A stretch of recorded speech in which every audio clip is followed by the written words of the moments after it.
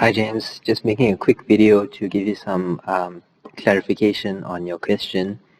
So what I was saying about, so the differences in the refreshes, why I liked New Zealand USD better than New Zealand CAD.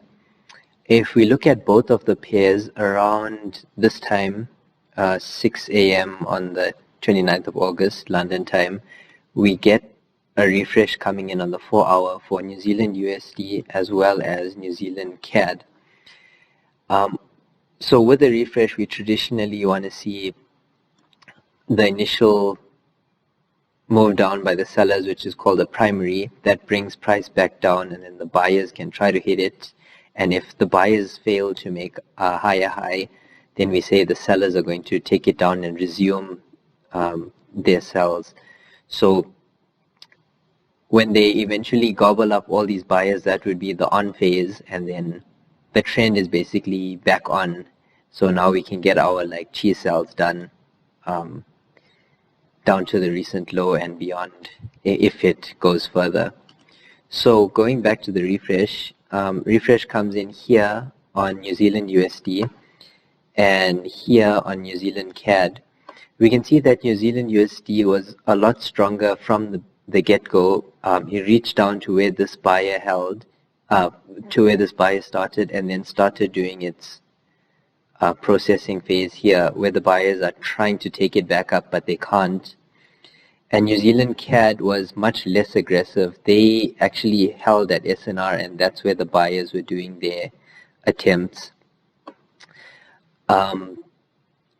And then when New Zealand USD eventually took out their buyers and broke down, they actually went all the way down, making a new low, even past the target, whereas New Zealand CAD had just broken down, taking out their buyer level, but had not reached their target yet.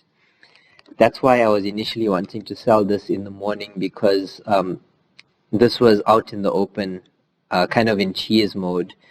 So I thought it would be better if we sell something with a predefined target. So we wanted to see this pull back into SNR and then continue going down. And with New Zealand USD, it was a similar thing.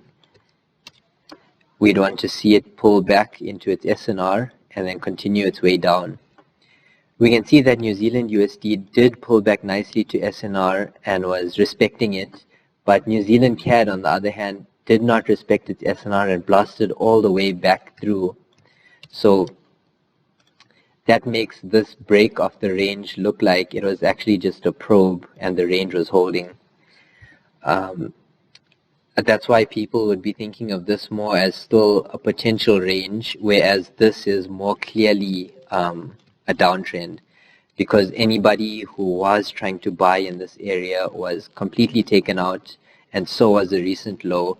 So the public, or the big boys' attention, as well as the public, everyone is thinking of this as going down, whereas there may be mixed opinions regarding New Zealand CAD. Yeah, I hope that made sense. Sorry for making it a bit longer than I wanted. Thanks a lot.